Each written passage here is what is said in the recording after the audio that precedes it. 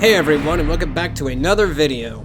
This is actually something totally new for this channel. Back in my day before I started doing modding, I did a lot of custom render work based off of Transformers images. In fact, a lot of my stuff is used throughout the web even today. However, I've never really done a video showcasing how something is made. Well, this is a new series I'm going to be doing, showing the creation of a live-action imagination of the Decepticon Tarn. Yeah, I had someone request this, and I personally kind of wanted to see what it would look like. So, what I'm going to show you is not exactly me working on the final products, but more of a recreation of what I did to make said character. But it's more or less the same general principle, but you get the idea. So, with that said, let me run you through the creation of Movieverse Tarn.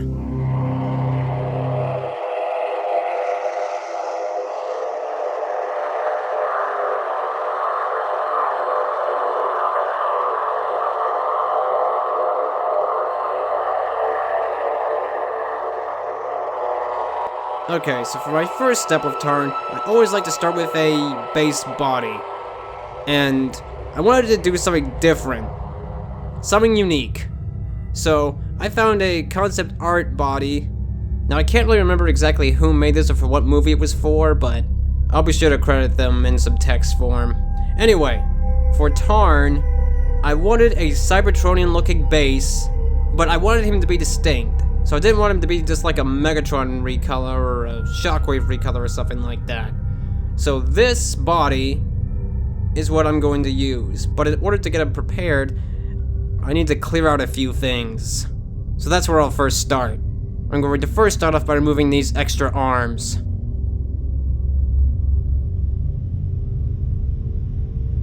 Now this has been sped up quite a bit so that you don't have to watch through all the painstaking process.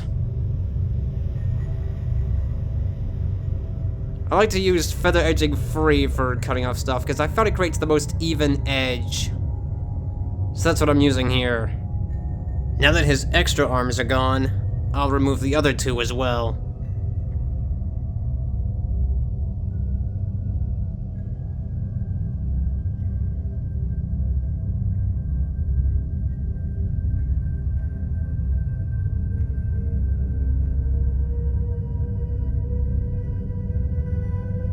Now I'm gonna take off his head, because I don't want Tarn looking like that.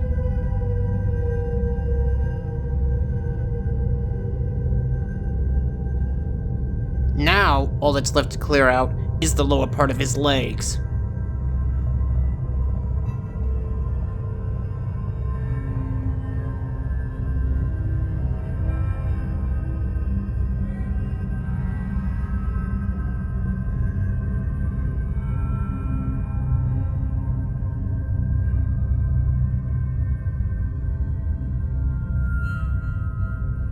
I'll clear out this socket so it's not sticking out so much.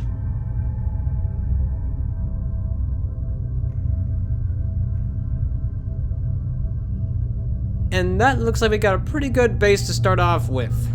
Now with the body all clear, I'm on to my head selection.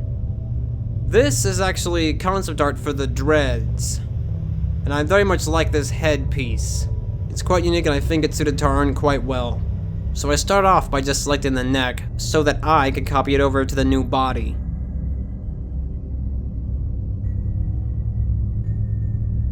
Create a new layer for his head. Layers are very important when working with stuff like this. Yeah, I need to move the layer behind him so it won't clip through him. Put it right about there. It's a good size. Now I'm gonna trim down the horns a bit because I don't really want horns on Tarn.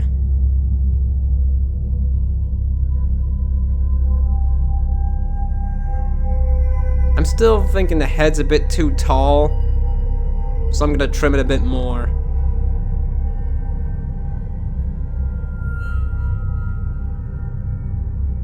And I got that ugly piece there, clear that out. No, not quite right. That's about right. Okay, next, I'm going to get his legs ready. And for that, I'm going to be using Revenge of the Fallen Megatron, because I really want a tank look for Tarn, And Megatron's got the treads I want. So that's why I'm using his parts. Gonna get a rough selection around his foot. And copy it over to this guy. Make a new layer for the legs.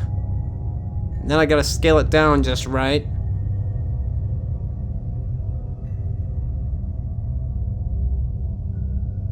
Then I'm gonna manually make them a bit leaner so they don't look so obnoxious. That seems about right.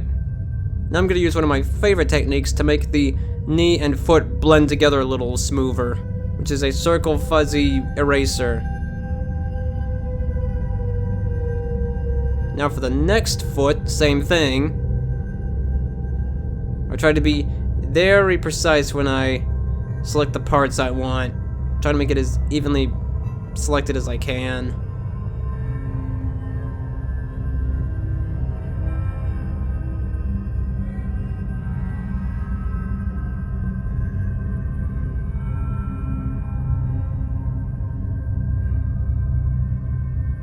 No, it's too big. It can be a bit of trial and error when trying to get things scaled properly. I find that you want to get the scale right on the first scale down, because if you don't, you kind of get a quality drop. It's weird.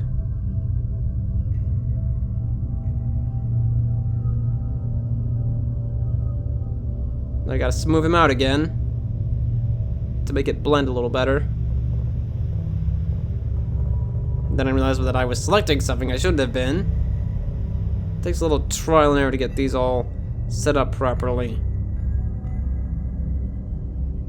With that in place, I now move on to the shoulders, which I'm also going to be taking from Megatron, but I'm actually going to be using his feet. Now I gotta give credit to ZEROGE0'S for this inspiration because it just looks great. His choice of shoulder was great for this guy. He did his own version of Tarn, and I really liked his shoulder idea, so I'm kind of taking inspiration from that.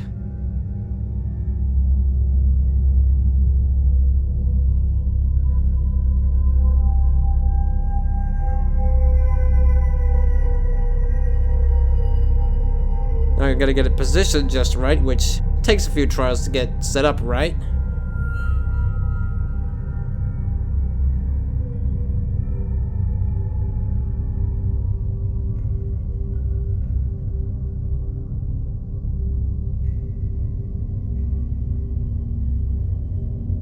First, as you can see, the quality kind of drops, so I gotta get the rotation right the first time. It's weird like that.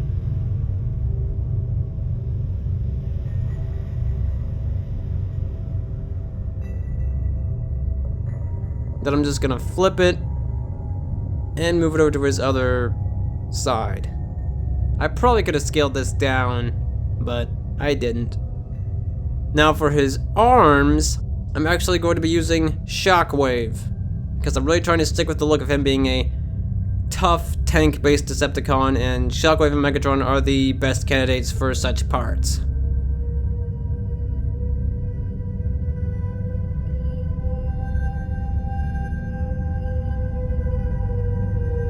Gonna bypass his blade because I don't want it.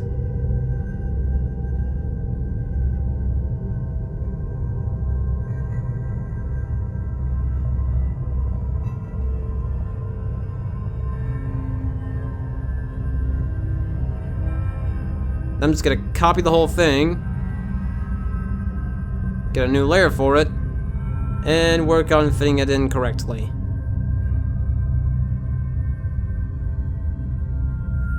And that seemed to be about what I was looking for. Then I'm just gonna duplicate it and put it on the other side.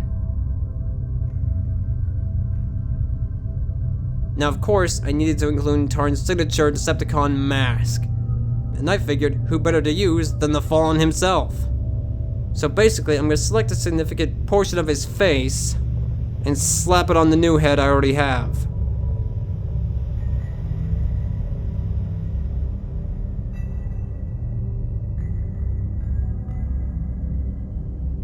We're just gonna take that, make a new layer for the mask, slap it on him.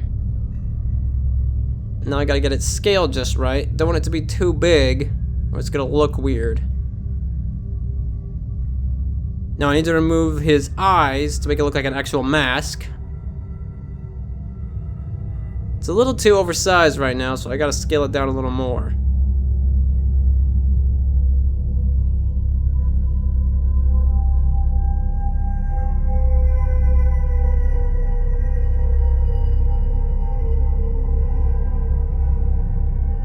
It takes a few tries to get it just right.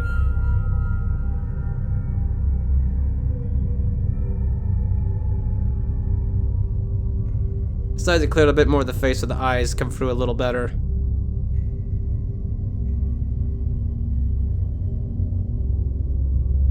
Now, I want to get his arm gun. And again, I'm following the trend of tank-based Decepticons, so I'm using Megatron's tank cannon as his arm gun. Obviously I haven't gotten this render fully transparented yet, but I have enough of it to get what I need.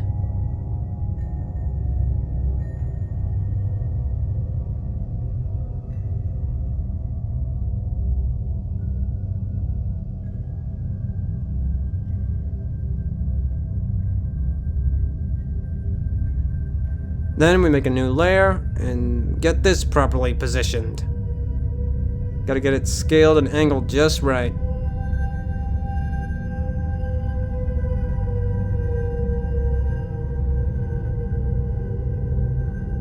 Then, after I have that, I'm actually gonna take his smaller guns to put on Tarn's back.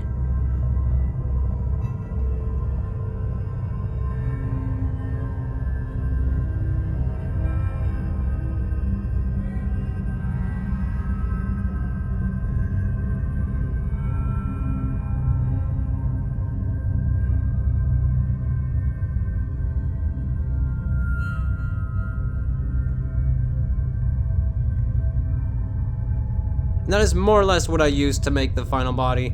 Here's a cut to the final body that I have now. I think this one's a bit more polished than the one I just showcased. So after that process, I had him colored. I don't have any footage of that, but the next most painstaking step was the actual scratching process. I don't do this for every character, but some characters just really need it, and scratching is the most delicate part of this process, but it really makes it look real. It really gives more life to him. So, this is sped up quite significantly. It takes a long time to scratch this guy up. Here you get a rough look at him all colored and whatnot. But you can see where I'm targeting. I have a great technique that I use for scratching, and I have to give huge credit to the brushes by Chris Designs. I use those in so much of what I make. They are just so great brushes. But yeah, I do this to a lot of parts, and you're only seeing this at a fraction of the speed that it took me to actually do it. You see, I'm kind of going for the edges. That's really where I like to focus my scratches, is on points that just look like where they would be scratched. After all the scratching is done, I forgot to mention I included Sentinel Prime's crotch for Tarn. I forgot to add that in my showcased render, but he does have Sentinel Prime's crotch. And if I disable this layer, you can see all those transparent points are scratch points. He has a lot of transparent points, and that just goes to show you how much scratching and work this guy had. Yeah, a lot of work went into him. It was at this point I noticed a few things I missed, so even with a final render like this, there were a couple little tidbits I needed to fix. Such as these parts on his arm cannon.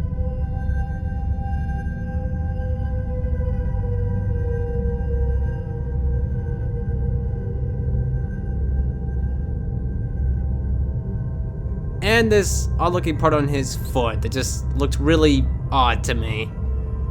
And this part too. It just looked bad, so had to clean it up to look a bit cleaner. And that, more or less, is a finished Tarn. Well, If you want to check him out in his full detailed glory, you can head over to DeviantArt or my Flickr. You can find him there. And let me know what you guys think of these. Would you like to see more videos of me making stuff? Because this actually gives me an excuse to do a bit more render, since I can actually get something out of them. But yeah, that's a look into the process of making renders. Some might be easier than Tarn, some might be harder, but I think he's a great way to start it off. So yeah, check him out in the link in the description, and if you want to see more of these, let me know, and I'll be happy to do them. But till then, I will see you in the next video. Later.